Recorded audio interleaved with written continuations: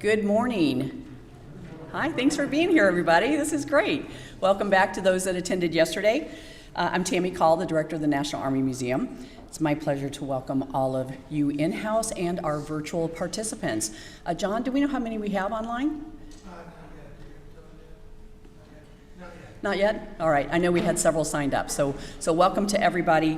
Welcome to our in-person and virtual participants. And we were excited to kick off our fall symposium on the Vietnam War in History and Memory yesterday afternoon with several sessions and an evening reception that featured Dr. Gregory Daddis and his exploration on pop culture from the 50s and 60s and its impact on shaping the attitudes of young Americans. And those were our young Americans that then served in Vietnam. So it was a very interesting reception and subject. I'd like to thank the museum team for the dedication and work that has been invested for months in the planning and preparation for this symposium. And team, if you would please stand up, and if you would please in-house join me in a round of applause for them. Team.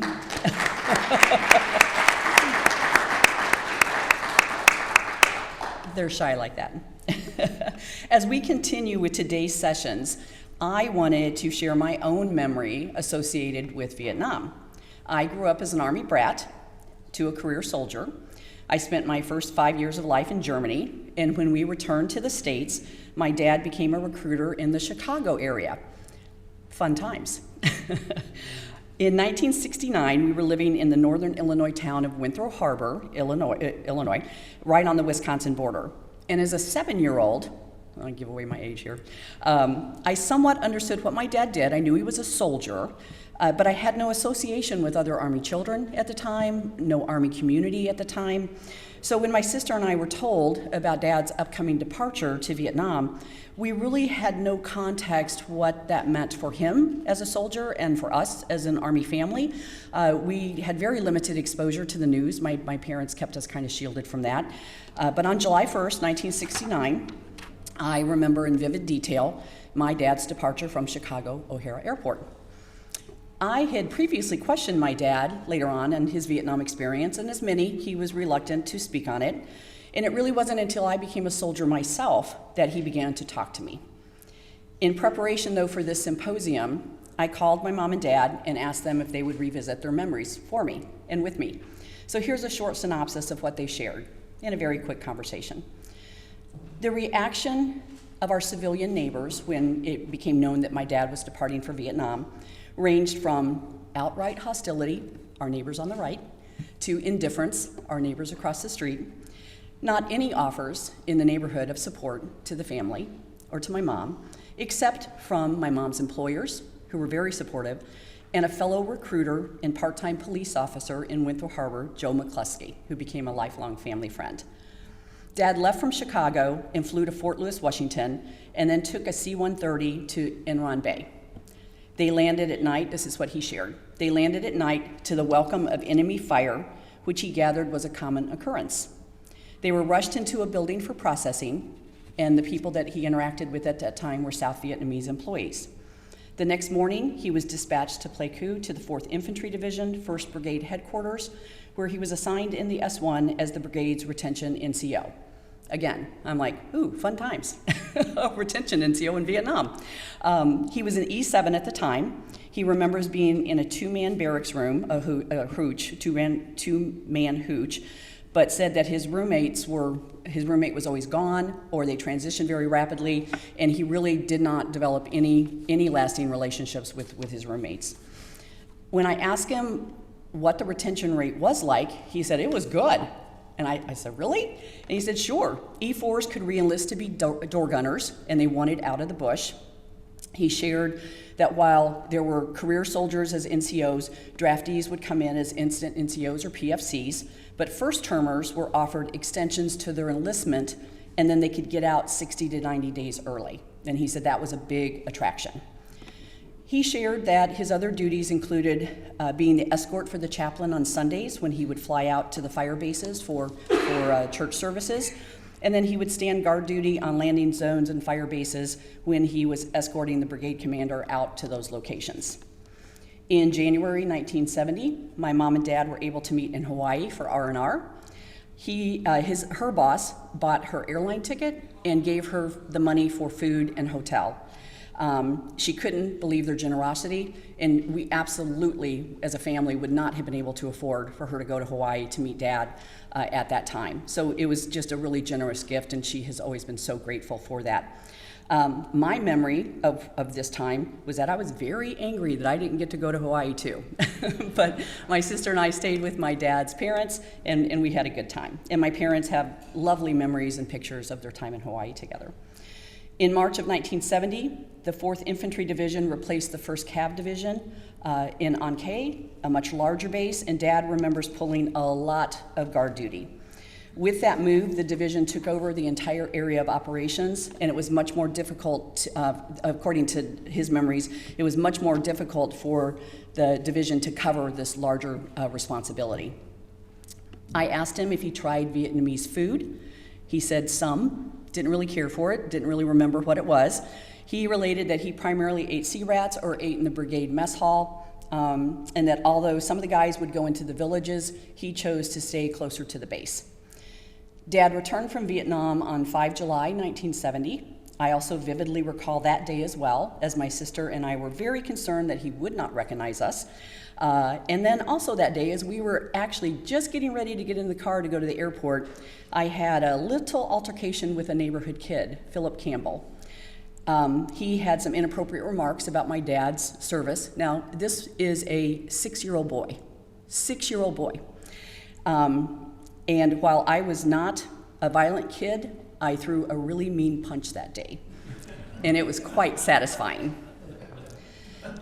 Dad, upon his return, was assigned as Lake County Region Recruiting Chief, and in August of 1970, we moved to Fort Sheridan, Illinois, which I remember is the most idyllic years of my childhood. When I was in my officer basic course at Aberdeen, I learned that Fort Sheridan was a part of the first base realignment and closure initiative for the Army, and I just found that really sad. I've since gone back, revisited the streets, ravines, and beaches of that idyllic childhood, and we explored with great freedom and adventure, and it was just a great time of my childhood. Thank you for allowing me to share my memories associated with the Vietnam War era. It's always important for us to reflect and pay attention to the lessons of war.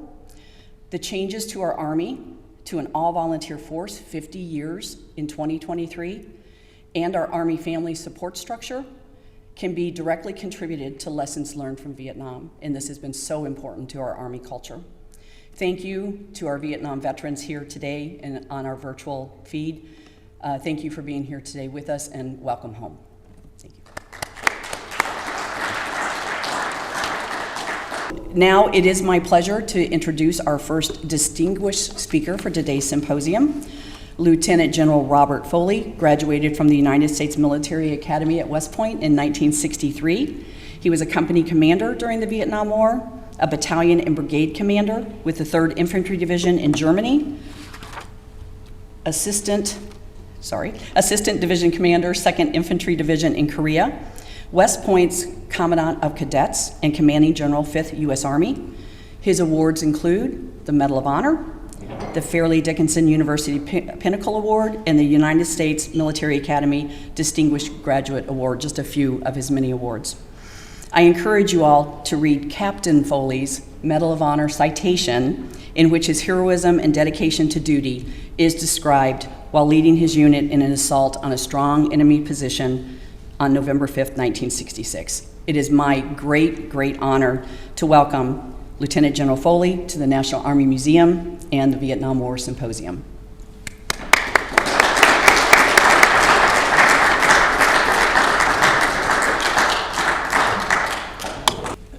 During the summer of 1966, General William C. Westmoreland, then the commanding general of the U.S. Military Assistance Command in Vietnam, was very concerned about reports he was receiving of increased Viet Cong activity in Tay Ninh province.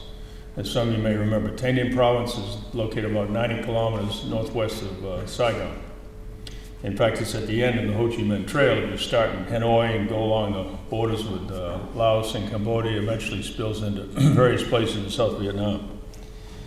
To ensure the approaches to Saigon were well protected, General Westmoreland made the decision in the summer of 1966 to place the newly arriving 196th Light Infantry Brigade from Fort Devens, Massachusetts. Apparently we have somebody from the 196th. Popped right up. Sorry. Were you there? Yeah. Ah! Well, you can verify everything I say. And place them near the provincial capital of Tainan City. Now, although intelligence was sparse about that particular area, we did know that Tainan province consisted of heavily wooded, dense jungle terrain with triple canopy trees, visibility limited to 10 to 15 meters, and artillery fire support, in most cases, had to be done by sound instead of direct observation. What we did not know was enemy intent. The communist strategy for operating BC, Viet Cong, and NVA forces in South Vietnam was governed by the Central Office of South Vietnam, which we referred to as COSFIN. And COSFIN was not a headquarters located at a fixed site. It consisted of Viet Cong and NVA leaders who lived in jungle huts and were constantly on the move to avoid detection. In July of 1966, and we didn't know this, by the way, this is, weren't privy to this. July 1966, the COSFIN commanding general went to Hanoi to visit with the North Vietnamese Minister of Defense. His purpose was to recommend to the Minister of Defense that a large-scale offensive be conducted against American forces. Hadn't been done before, but they wanted to do it, and they felt it was time. And now, the Minister of Defense was very comfortable with Viet Cong hit-and-run tactics, and also very weary of American military firepower. So at first, he was reluctant to endorse such a large-scale operation. But after talking with the commanding general of COSFIN, he ultimately approved the concept. The mission was given to the 9th Viet Cong Division, which consisted of the 271st and 272nd Regiments, augmented for this operation by the 101st North Vietnamese Army Regiment. Their objective was destruction of the 196th Light Infantry Brigade. Again, we didn't know any of this. The 196th LIB was commanded by Brigadier General Edward H. Desessor. He's a field artillery officer whose experience was primarily with guided missile units, and this was his first infantry command. His top priority was to build the brigade base camp, conduct operations to familiarize themselves with the surrounding terrain, and to gain intelligence on enemy activity in the area. In mid-October, the 196th commenced Operation Attleboro, which consisted of a series of company-sized search and destroy operations. While one battalion remained at the base camp, the other two battalions of the 196 deployed out to an abandoned Michelin rubber plantation, which was located near Dao Cheng, 25 kilometers east of Tainan City. After just 2 weeks of operations, the 196 received reports that the 9th Viet Cong Division was moving in their direction. General Desessor immediately contacted 2 Field Force to request reinforcements. 2 Field Force tasked the 25th Infantry Division at Cu Chi to provide the requisite support. On 1 November 1966, the 1st Battalion, 27th Infantry, which came under the 2nd Brigade of the 25th Infantry Division, was placed under the operational control of the 196 LIB. At 7 p.m. on 2 November, the battalion commander, Major Guy Malloy, attended a briefing at the 196 Tactical Operations Center, which was along an airstrip there in the Michelin rubber plantation. And the briefing was given by the Brigade S3 and lasted less than 5 minutes. The operation called for Bravo and Charlie companies of the 1st to 27th to conduct air mobile, and this was the next day, to conduct air mobile assaults on opposite sides of the brigade area of operations, 5,000 meters apart, the landing zones. In addition, Alpha Company 127 was placed in brigade reserve. So Malloy basically had no internal assets to go to the help of Bravo or Charlie in case either one of them got into trouble. In addition, 4 companies from 2 other battalions, the other 2 battalions that were out there, the 196, were going to be deployed on independent company-sized search and destroy operations in between Bravo and Charlie Company. So essentially what you had in the south end of the brigade area of operations were 6 company-sized search and destroy missions heading north throughout the brigade area of operation, all independent. The other issue was that there were only 2 sets of control measures. You know, one of the things you need in dense, heavily wooded terrain is you need a lot of control measures. The only control measures available were 3 link-up points on the north end of the brigade area of operations and the axis of advance for the 6 rifle companies. That was it. There was no mission statement, no commander's intent, no concept of the operation, no estimate of the enemy situation. After Major Malloy vehemently objected to the plan and explained his rationale to General Desessor, General Desessor stood up and said the plan would stand as is and walked out of the briefing tent. On the morning of 3 November, Charlie Company 127 conducted an air mobile assault according to plan in the northwest corner of the brigade area of operations. They landed at an LZ in 4-foot-high elephant grass and were immediately hit by enemy rocket-propelled grenades, heavy machine guns, snipers, and trees.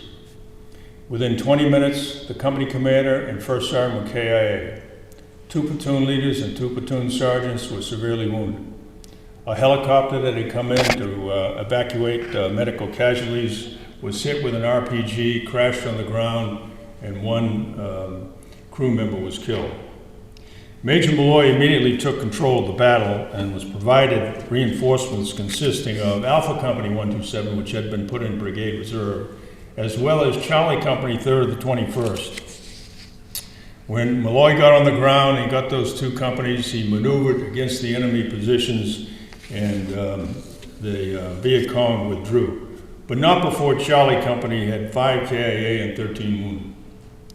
At 0700 the next morning, a young captain from the brigade headquarters flew out to the field site where 1st to 27th had their headquarters, and he wanted to show Major Malloy a map with a large goose egg on it that was their objective for the day. Major Malloy proceeded to ask the young captain a series of questions which the captain could not answer. So Major Malloy basically acknowledged receipt of the plan, and the captain flew back to brigade headquarters. At 11 a.m., Task Force 127 advanced to the northeast with Alpha Company 127 leading, then Charlie 3rd to 21st, then Charlie Company 1st to 27th. Around noon, they ran into intense enemy weapons fire, mortar fire, and snipers and trees, similar to what they had the other day, except mortar fire was added this time. Major Malloy placed his 3 companies in a perimeter defense. And over the next several hours, he called in close air support, gunships, artillery support, and was able to hold off the enemy assaults that were coming against the defensive perimeter. During one of the mortar attacks, Major Malloy was wounded in the elbow, the knee, and the shoulder. In mid-afternoon, Colonel William Barrett, the commanding officer of 2nd Battalion, 27th Infantry, which goes back to 2nd Brigade of the 25th Division, my battalion commander, called Major Malloy on the radio, and he said, "I am airborne with Charlie Company 227, and I've been instructed by Atlas 6, which is General Desessor, to come to your location and relieve you so that you can be medically evacuated." Major Malloy was stunned. He hadn't asked for reinforcements, and he didn't feel like any of his wounds were serious. But he gave Colonel Barrett the grid coordinates for a landing zone, and it happened to be the same landing zone that Alpha 127 had landed in the day before, so he's very familiar with the area. And he told him to move due east from the LZ to an open area, and then move due north and come right in behind the 127 defensive perimeter. At about 6 p.m., Colonel Barrett called Major Malloy on the radio and said, "I'm with Charlie Company. There are Viet Cong between you and me. I'm going to retrace my route and try to go around the VC elements." Apparently, instead of, after Colonel Barrett landed with Charlie Company at the LZ, instead of going due east first and then due north, he went due north first with Charlie Company and then due east, which placed him right behind an elaborate enemy bunker system.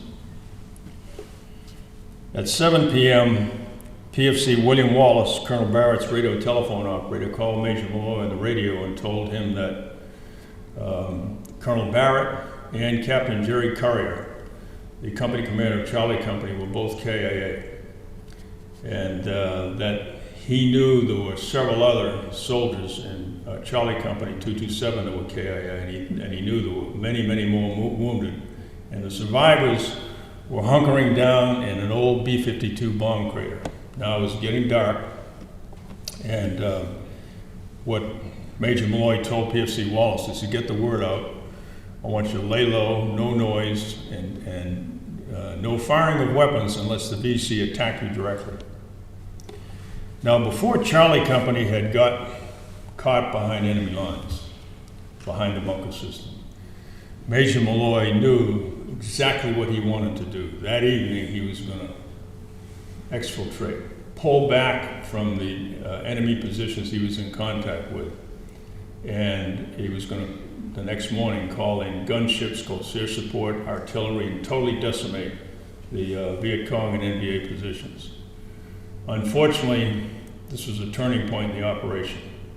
He knew now that option no longer existed, that if he was in any way going to have a chance of rescuing Charlie Company 227 from behind enemy lines, he was going to have to maintain contact with the enemy right where he was. My company, Alpha Company, 2nd Battalion, 27th Infantry, was airlifted into 127 perimeter at about 8 p.m. on the 4th of November. At 1 a.m. on 5 November, I reported to Major Malloy to receive an operations order. The first thing he told me was, "I am convinced that if we don't take immediate action at first light, Charlie Company will be annihilated in the morning." He said, "Here's what I want you to do." He told me, he said, "You got to take your company through the 1st to 27th defensive perimeter, bust through the enemy bunker system, link up with Charlie Company, and then form a corridor back through the enemy bunker system to the friendly front lines, evacuating all of Charlie Company's dead and wounded." I see a couple of you shaking their heads. That's basically what I did. I sat there thinking, this is a suicide mission. But if we didn't go, who would? Everybody else was committed. One other piece of unwelcome news. I was told that because of the proximity of Charlie Company to the enemy bunker system, I could not use close air support, artillery, or gunships. I was going to have to do something, the company, we're going to have to do something we'd never done before. We're going to have to fight with what we carried in with us. With only a few hours to daylight, I briefed my platoon leaders on only that part of the mission that got us through the enemy bunker system. Because I felt if we were lucky enough to link up with Charlie Company, I wasn't about to come back through enemy lines carrying Charlie Company's dead and wounded. I'd already done a map recon to the northwest, and I knew there were a couple of LZs, and if we linked up with Charlie Company, I was going to carry them directly to the northwest to a remote site out of the battle area, and then call in for medical evacuation. At 7:30 a.m., we departed the friendly front lines in a column of platoons, had 1st Platoon leading with Lieutenant Harold K. Graves, who was my seasoned platoon leader, and I know he knew precisely what to do if we got hit. That was followed by the command group, 3rd Platoon, and then 2nd Platoon. We got to about 30 meters after passing through 1st to 7th perimeter defense, and the enemy hit us with automatic weapons fire, with rocket-propelled grenades, and with snipers in trees. Now, my biggest fear in assaulting enemy position, not just this one, but any other one, was maintaining momentum. I know you're familiar with that. But I did not want to get pinned down, ever, on any operation at any time. However, this was becoming more of a reality because I kept hearing cries for medics. In addition, we discovered that the enemy had cut tunnels of fire from their bunker system through the dense vegetation, but it was waist high. So you couldn't see it unless we got down in a crouch position or in a crawling position and looked down, and then you could see this tunnel went right back to a machine gun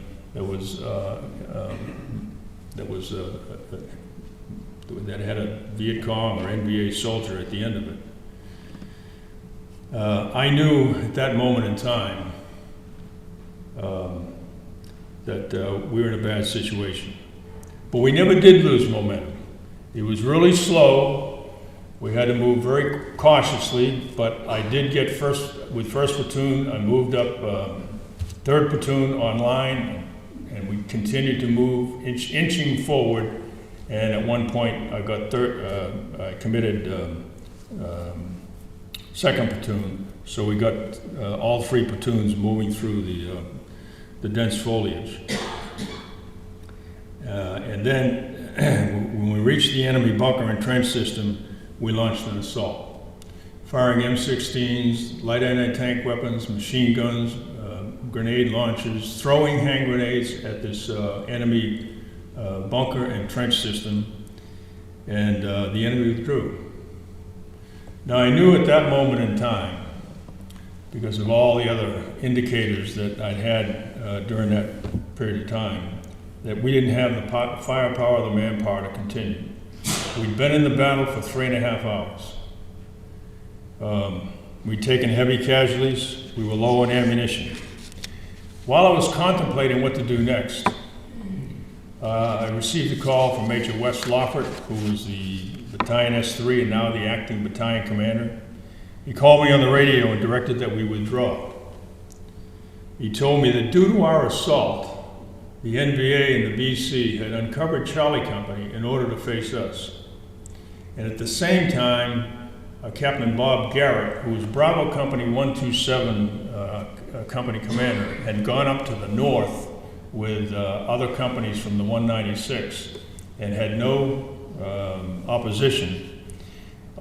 Pretty much on his own initiative, decided with the NVA and the VC totally consumed with fighting against us, that they would come down from the north, sweep in from the north and link up with Charlie Company 227, which they did unopposed. And they did exactly what I was going to do. They turned and went to the northwest and went to those LZs and took out all of the dead and wounded from Charlie Company. Now, Charlie Company was in worse shape than we thought. They had 15 KIA and 70 wounded. It's a good thing I didn't link up with them, because I wouldn't have been able to handle it. It took the best efforts of 3 rifle companies to get all the dead and wounded out of there and up into the northwest so they could be evacuated. After giving instructions to withdraw, I sensed there was an eerie silence on the battlefield. We've gone from explosions and continuous firing to all of a sudden an absence of sounds. Now, the NVA and the BC had gone to great steps to prepare very elaborate bunker systems. Bunkers made of concrete with overhead cover in the middle of the jungle. So my question on 5 November was, where did they go and why? And I didn't find out until years later. Using captured enemy documents, Colonel Rod Pascal, who's a noted military historian, and also Bravo Company 227's company commander during Operation Attleboro, explained what happened. He wrote an extensive explanation in an article that he wrote. He said the 3rd Battalion of the 101st NVA Regiment that was facing the 1st and 2nd Battalions of the 27th Infantry was so ravaged by the American attacks and the firepower that they actually fled the battlefield. And it took 6 days for the North Vietnamese to locate the survivors. On 6 November, the 127 and 227 infantry were pulled out of the operation and flown back to the 25th Infantry Division base camp at Cu Chi. At the same time, the 1st Infantry Division, commanded by Major General William Depew, took over Operation Attleboro, and General Desesseur was relieved of command. Now, I would like to, at this point, respond to any questions you might have about the presentation I just gave. But before we do that, I'd like to ask you a question. And let's just go back to the operations order that Major Malloy received at 7 p.m. on 2 November. If you remember, he wasn't at all happy about that operation plan, and he vigorously and vehemently objected to the plan, after which General Desesseur stood up, said the plan stands as is, and walked out of the briefing tent. So my question is, were there any other options available to Major Malloy at that point in time? From the time that General Desesseur walked out of the tent, leaving behind the 3 battalion commanders, Major Malloy, the other 2 battalions, the brigade staff, all the way up until when they deployed the next day.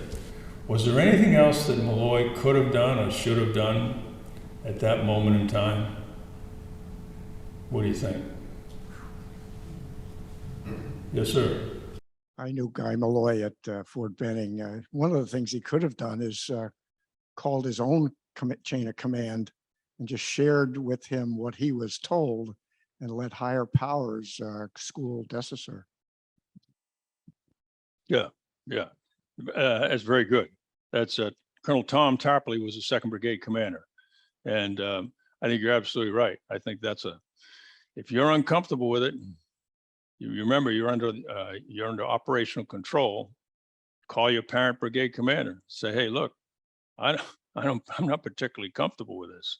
Matter of fact, if I were the parent brigade commander and that battalion commander didn't call me, I'd really be upset at him for not telling me. I'm in a bad situation here, boss. And so what do you think then that Colonel Tom Tarpley would have done when he found that out? I knew him too. What? I knew him too. Oh, you did? Well, you're very well informed. This is good. No, but what do you think he would have done at that point had that taken place?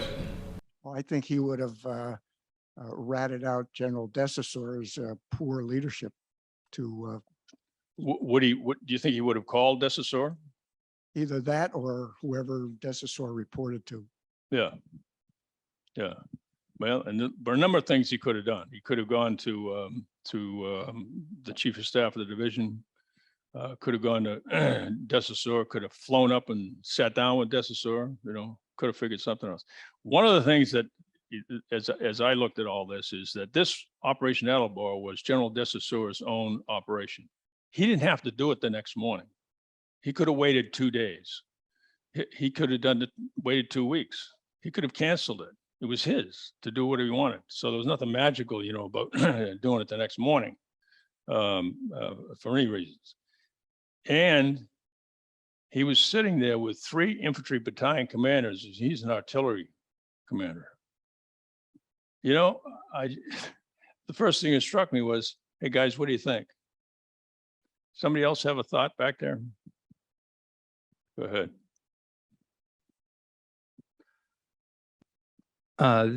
This is, I think, on that point, but wondering your thoughts, because Desesseur was appointed the commander because he had the appropriate rank. Westmoreland thought if you're going to be a brigade commander, because the colonel who had actually trained with 196 didn't have the BG rank. If that's, do you know what I'm talking? Okay, well, and maybe you can enlighten me, but apparently the person who trained the 196 was still only a colonel, and Westmoreland preferred a 1-star to be in command. So that's why Desasor was chosen.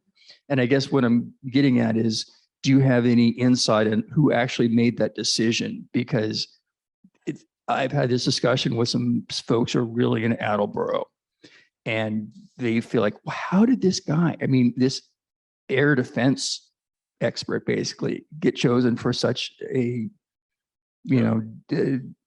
demanding assignment?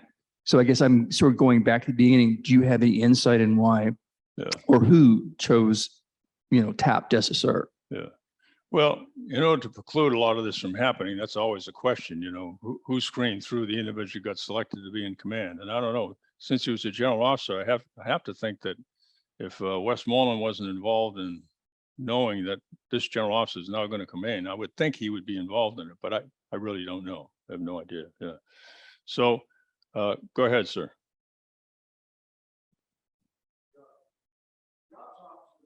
One of the things I've always found is if I'm giving guidance that I think is incomplete or is really, really screwed up, I'm not going to challenge the guy head on in that, but I'm going to work out a plan on my own.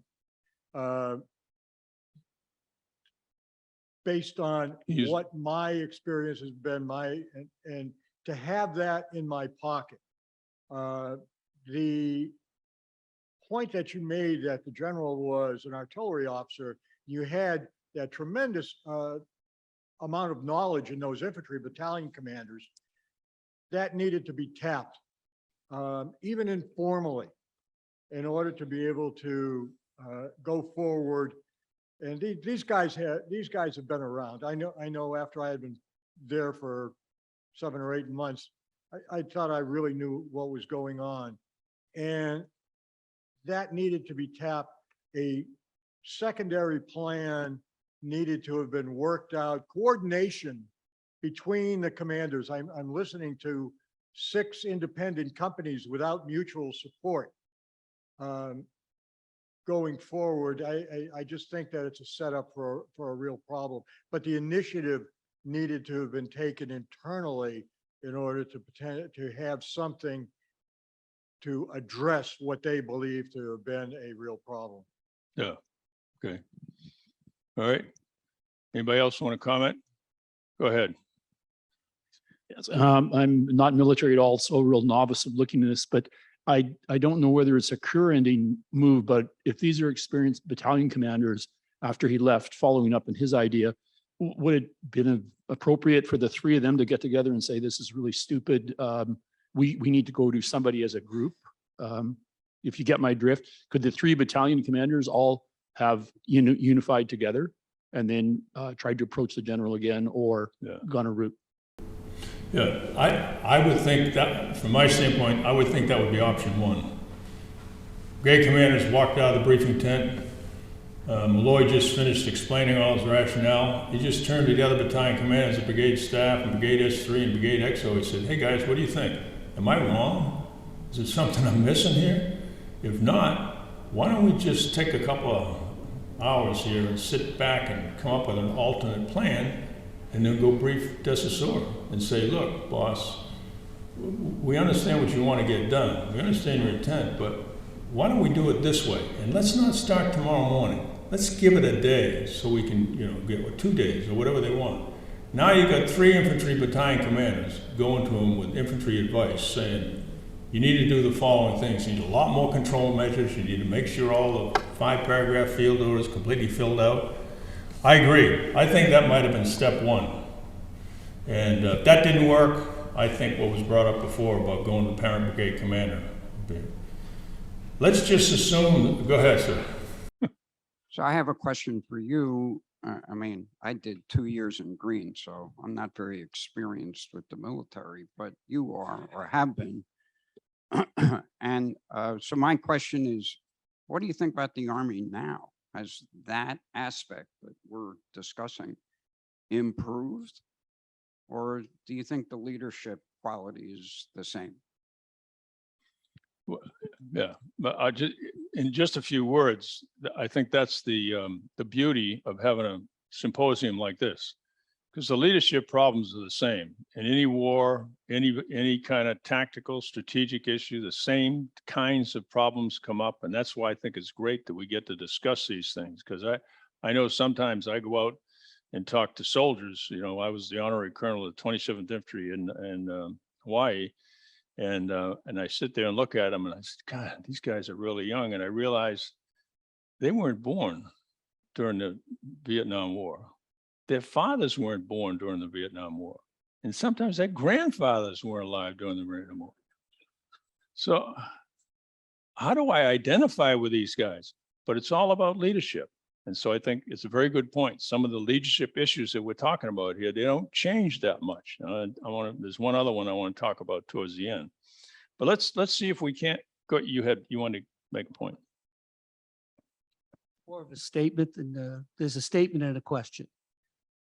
I know from my experiences as a young lieutenant, platoon leader, company exec, having a company commander, a battalion commander, a brigade commander that you have trust in, because the 2 points are, yeah, we have a mission to accomplish, but what about the welfare of my men? If I can't assure that they have a reasonable chance of surviving this mission, then the mission has to be questioned. What outcome do we expect? Now, you as a young company commander at that time, when you heard the orders coming down from the battalion commander, did the company commanders look at each other going, you know, what's going on here? Do we have a reasonable chance of surviving this? And how do I put my men into this meat grinder and expect them to come out? Yeah. Mission and welfare. Well, it's interesting you ask that question, because I think you're absolutely right. Those company commanders do. The company commanders, battalion commanders, brigade commanders, you got to think, hey, is this very risky for our soldiers? And if so, why are we pushing it?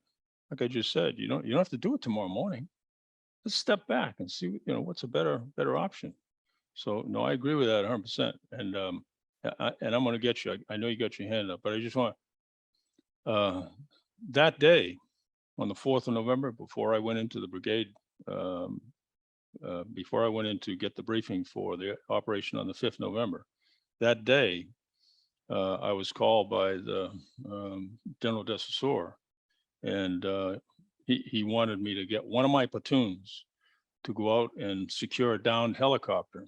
And I'd been out in the Hobo and Boyle Woods, and there's some tough hombres out there. I mean, they get you. And so I told General Desessor, I said, sir, I'm not giving you a platoon. I'll take the whole company, but I'm not going to give you a platoon. He said, we don't have enough helicopters, and walked off. The walk-off was just normal modus operandi to walk off. And he walked off, and the brigade XO was here. And I told the brigade XO, I said, hey, he can do what he wants. I'm not doing it. I'll take the whole company, but I am not giving him a platoon. He said, wait right here. He ran up and he talked to General Desessor, and General Desessor said, okay. So I got the whole company, and guess what? When I went out to get the downed helicopter, the VC were waiting, because they like to do that. They like to get another force in there and take advantage of and surprise them. Unfortunately, we had a force where I could lead one platoon with a helicopter, 2 platoons maneuvering, artillery fire support, and they withdrew. So you're absolutely right. I mean, that does it. Go ahead in the back. I want to make sure.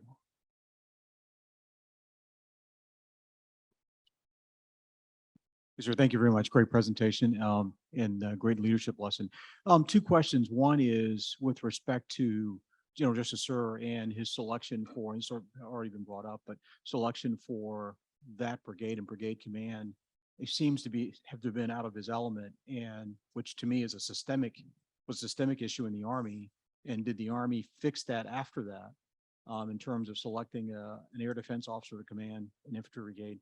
The second is the decision to relieve him. Who made that decision, I guess, and how common was that in Vietnam, based on your experience or the Army in Vietnam? Okay, on the first question, I agree with you. There wasn't anything more important when I was a commander, battalion, brigade, at the division level, 5th Army. I looked at a chart every day about who's going to go where. and I wanted to make sure I put the right person in the right place. And as a battalion commander, I had company commanders, platoon leaders, platoon sergeants. I want to make sure who they were. So that, I think all commanders have to be intensively managing that process to make sure they get the right person. And if they don't get the right person in there, it's time to pull them out. You know, so go ahead, sir. I was with the 199th Light Infantry. We came in December of '67. Just General Westmoreland took the colonel that trained the brigade, replaced him with an active infantry ADC from the 9th Division, and that general actually worked well. And one of the things that general did was give us the lessons from General Desessor. Mm-hmm. Yeah, okay. Well, I want to get back to the second part of your question, though, and that was, why did General Desessor get relieved? Well, he got relieved because the acting CG of the 25th Division, no, actually, it would have been the two Field Force commander at that time, which was General Wyan. He called General Depew and said, "You get over there to Operation Attleboro. I'm hearing bad reports. You got to get over there and check it out." So he did. He went over there, and the first thing he did was go look for. While I was being engaged with the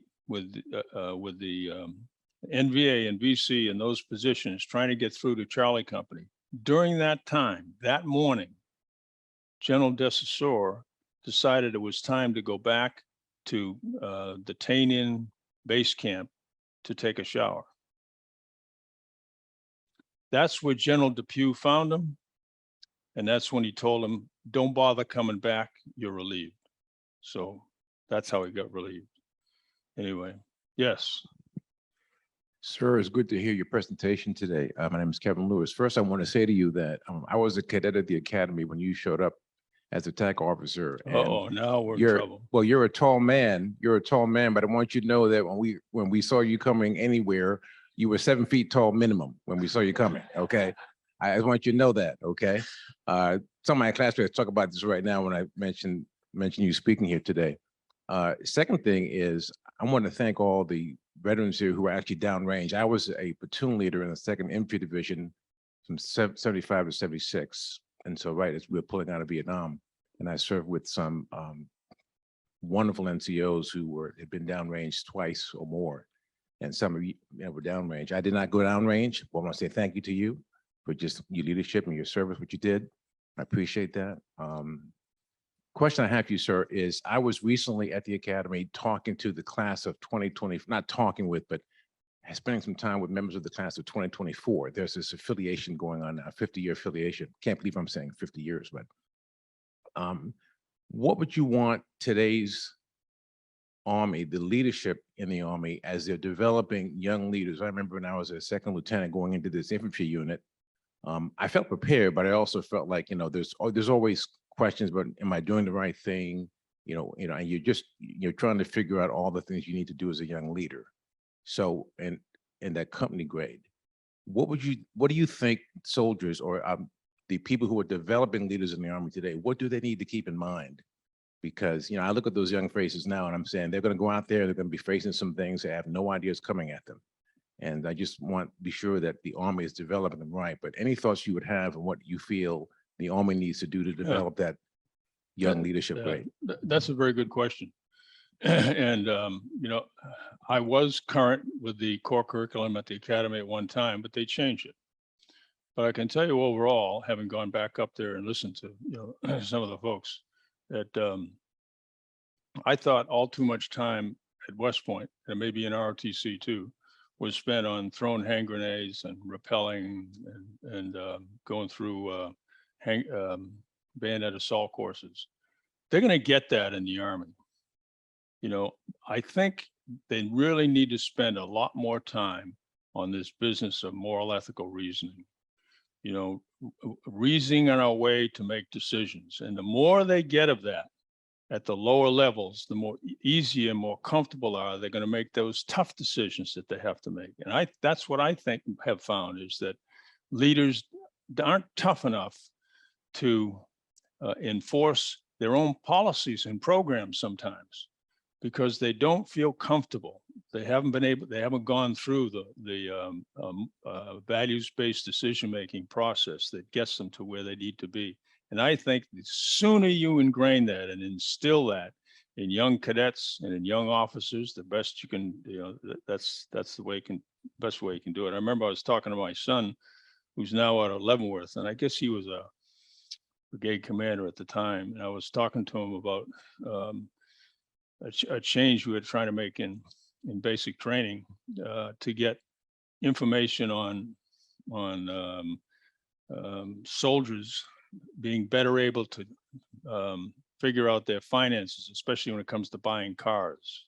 They want to go, oh, buy a new truck and then they have to take loans from Army Emergency Relief and that kind of thing. And so we had some classes that we thought would be best to put in there where he said, well, we have to run the hand grenade assault course and we have to fire the weapons and everything. My son said, Dad, we'll take care of that part, but we can't teach them how to take care of their finances. If you can teach them to take care of their finances, then we'll be fine. We won't have everybody in debt all the time. So, that's my view on that. I think sometimes you need to take a look at what needs to be done at the lower levels before it goes a higher level. Can we just, though, I never did follow this trace of what can Major Malloy do? Let us assume that he put this package together and they went to see Desesseur and he said, no, we're going to plan stands it is. And they went Tom Tarpley in 2nd Brigade. Tom Tarpley talked to Desesseur and Desesseur says, no, that's the way we're going to do. Can Major Malloy said, I'm not going to do it.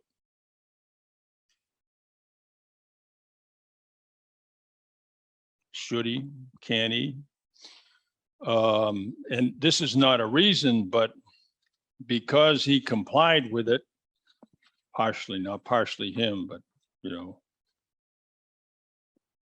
there were 38 KIA and 127 wounded in those 2 days. Now, it's not to say that they did something else that wouldn't have a lot of other ones, and that's we didn't know that at the time. But if the operation wasn't a good operation according to Malloy, should he just said, no, I'm not going to participate? No, nobody. Could he do that? At one time. He could do it. I mean, physically, he can say no, but there's always a consequence. Is he willing to take the consequence that will come with his decision? Yeah. But in the process, he could put his career in jeopardy, but he puts the welfare of his men first by, I'm not putting my men into this meat grinder, but I don't think the outcome is going to be at all positive. What would be the immediate consequence? He would be relieved of command, By who? the brigade commander. Tarpley, right? Hmm. Yeah, because in fact, I remember all the legal implications. The commander that he's under the operation control can't do it because that's a command issue. You'd have to go up. So Tarpley would have to do it. Now, would Tarpley want to do it if he felt the guy was right? He could do it. Yeah. He could say, I stand with the battalion commander. Right. I understand what he's, Right. I see the bigger picture that this is going to cost us a lot of lives, But but really no positive But outcome. if somebody says, I'm not going to do it, doesn't that also alert everybody else to say, maybe we better think about this? If we've got a seasoned battalion commander that says this isn't right for the following reasons, and I'm really worried about a risk to my soldiers, maybe we better look at it another way. So I guess my question is, isn't it a good thing to just say, no, I'm not going to do it? If he's a man who has a respected reputation, he has a good track record, other lieutenant colonels, majors and such, we're going to say, well, wait a second, what's going on here? And then his lower grade officers, the captains and the lieutenants, will come to his defense also. Yeah. It's a complicated situation. Yeah. When you stand. What would the soldiers say if you said, well, if I do that, I'll take care of you, but you know, it'll hurt my career. I said, wait a minute. You don't want to put us into a dangerous situation because it'll hurt your career. I mean, so what should be motivating? Go ahead. I suppose there's also, you might take, being in his shoes, might take into account of, who's up the chain of command, right? So Wayne, 25th ID commander, smart cookie.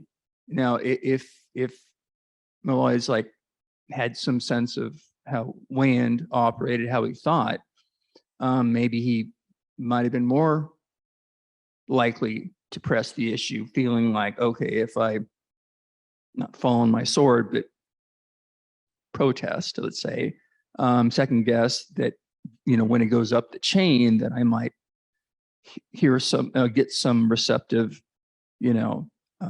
ears higher up, whoever's above to start, because otherwise you'd have to go up to Seaman, right? The 2 field force commander.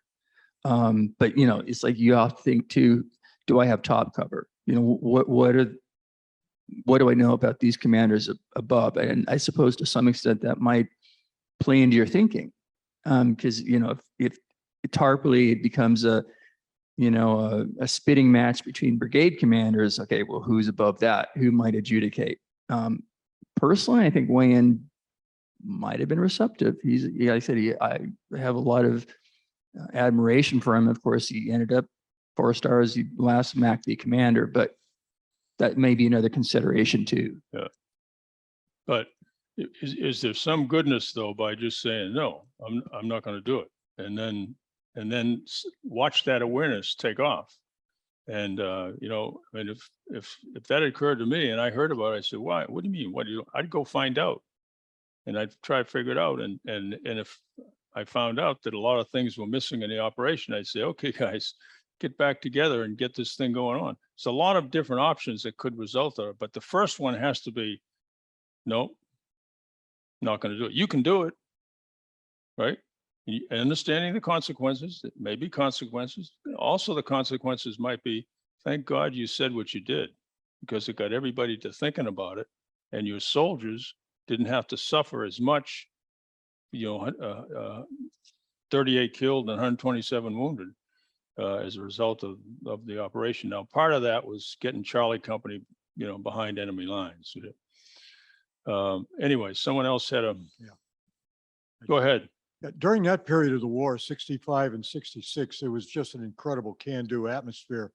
And General Westmoreland was really pushing very, very hard on these battalion type of search and destroy operations, really to the exclusion to a lot of other things. The way that I catch the atmosphere from MACV at that time is this major would have just been cut, goodbye, I'll find somebody else who will do it. And that would be the end of it. And that sadly, that was the dilemma that General, I believe, Johnston was the chief of staff of the Army at the time, that he stayed on with President Johnson. That he was trying to bring in some sanity.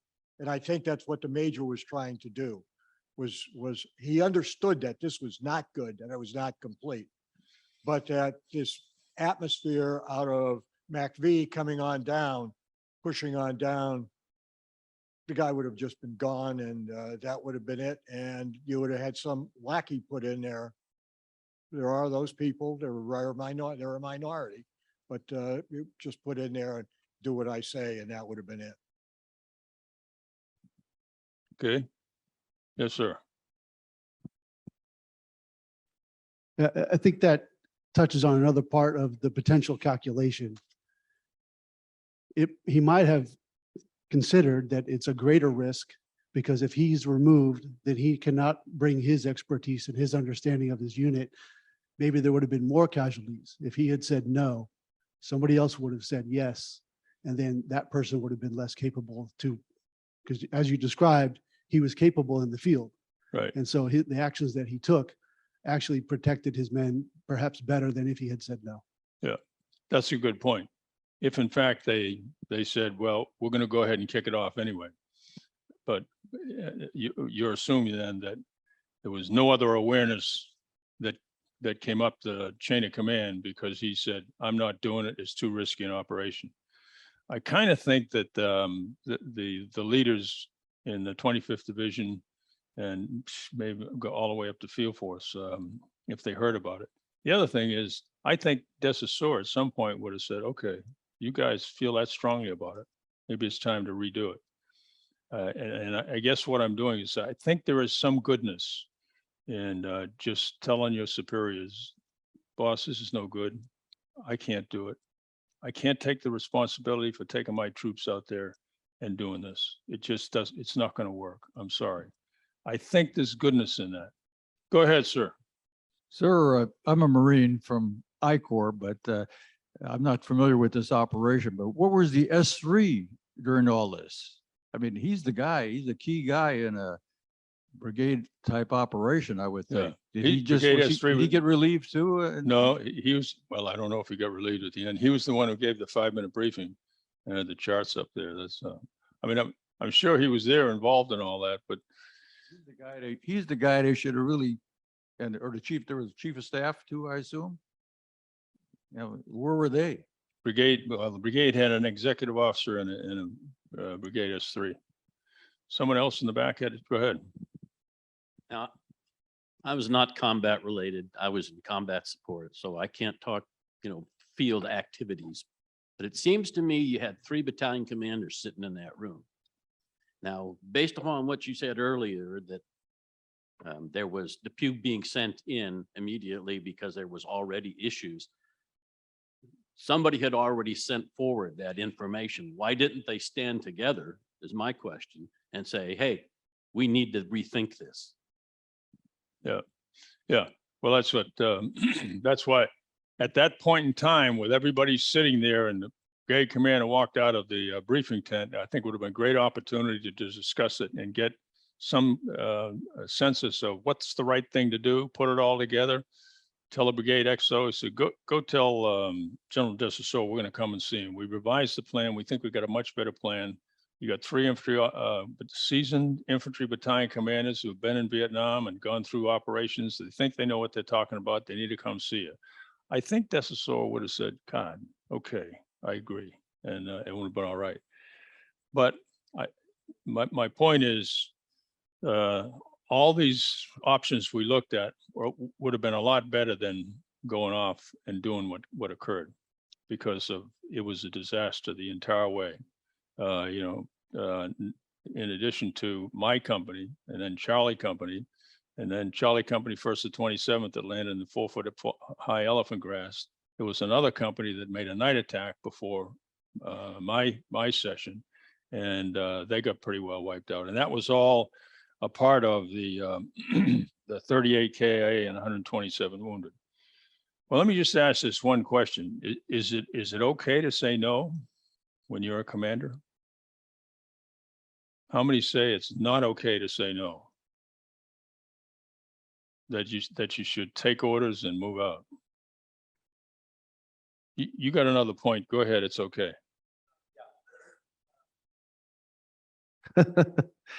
I also think maybe this is a stretch. It showed lack of leadership with him saying no and walking out, because there's more to it than that. It's like an attitude. I mean, I think I get it. I think I understand what you did a great job of explaining this, by the way. I love this. But I also think as a leader, he owes them more than to look like an attitude and just saying, I'm not going to do it. I understand he was worried about troops dying and all that. But there's something about the abrupt, no, I'm not doing it, and walking out that leaves everybody saying, what the hell was that all about? Right. I think. Yeah. Thank you. You think maybe it lowers the trust and confidence you have in that commander. And I agree. Well, one of the things I always did at every operations order, every meeting or anything else I had, I always said to the troops before they left, I said, okay, you guys, I don't want anybody walking out that door saying Foley's all screwed up. If you think I'm screwed up, you come back in and tell me. Bring it up right now. Tell me. I need to know that. And so that's why I think it's very important for commanders to be listening all the time. I say listening every day, and I don't mean to the 1 hour PowerPoint briefing in your office. I mean out to the various venues within your organization. You know, the dining facility, the motor pool, the workspace where they live, the training area, and turn off the transmit mode and just sit there and listen. And I found that it makes a big difference. Yeah, and you don't have to just be face-to-face listening.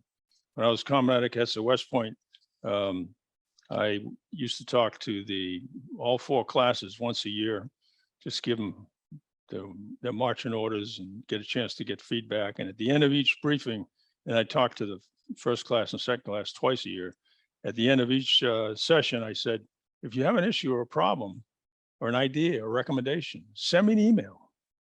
So I was on email with 4,400 cadets. Anytime they want to send me an email. And I was listening, and I said, you'll always get an answer. Now, most of the time it was very short answer like, no.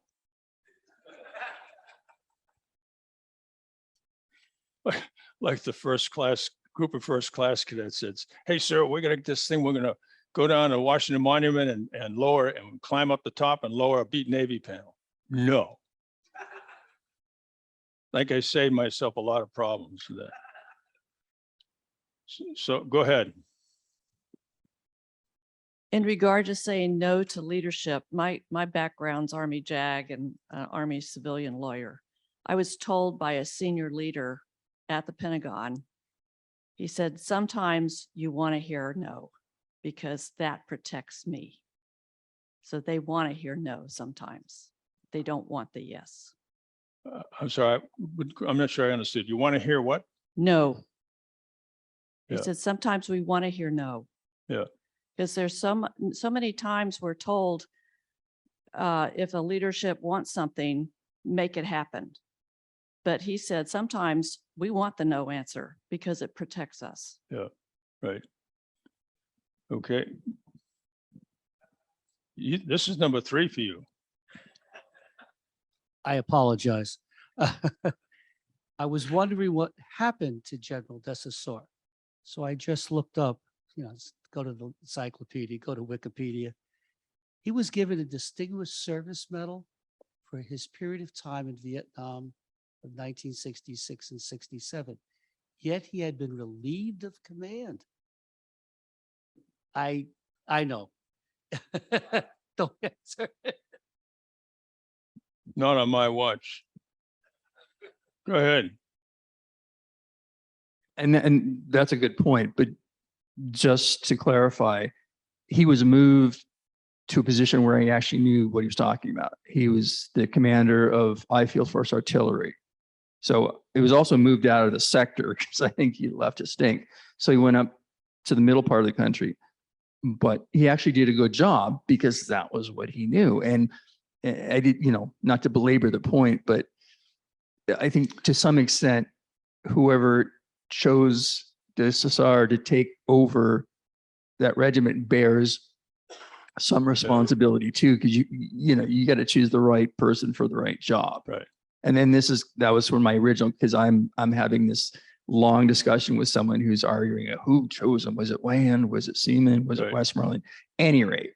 So sometimes they can be a very good officer, but just make sure they're doing the right thing in the right spot. If the individual's got the right qualifications, that's very important. Not only that, if they have the right qualifications, they can start to make progress from day one because they know what they're talking about and they can get in there and do all the things they need to get done.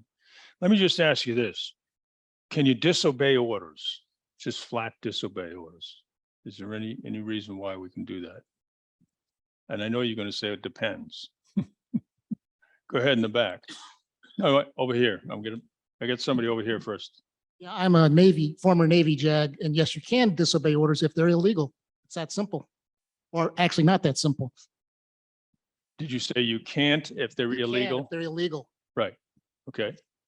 Go ahead. I had that happen. I had a battalion, when I was a company commander, I had a battalion commander give me an efficiency report to sign. And I told him, no, I would not do it. He says, I'm ordering you to sign this. And I said, I would not do it because it's illegal. It's not what I agreed, that what I thought of the, no, I know what it was. I wrote it, he wrote his, he told me to change mine. I told him that was an illegal order to sign it, and I disobeyed him on it. And brigade commander happened to love me, so I managed to stay in the Army for a little while longer. But you really, really are hanging out there when you do that. But there is that time to do it. Yeah, and this is great discussion. The reason why I want to bring that up was because I just feel there are times when you have to say no. It's not the right thing to do. It's in your judgment, and you just got to go say no. Which gets back to the question before: if you've been schooled and had instilled in you those deep moral, ethical principles, and you've been used to values-based decision making, it becomes much easier for you, and especially as you gain more experience in that, because those moral ethical dilemmas don't get any easier. The higher the rank, the more responsibility, they get more complex and more difficult. Let me just ask you this. I got a quote here, let's paraphrase, I guess, of a very high-ranking senior officer who said that you can disobey orders. Now, I'm going to read it to you. It said, subordinates need to understand they have the freedom and are empowered to disobey a specific order to accomplish a larger purpose. This means disciplined disobedience. And if that means teaching soldiers to disobey smartly, do it. Who do you think said that? No, but you're close.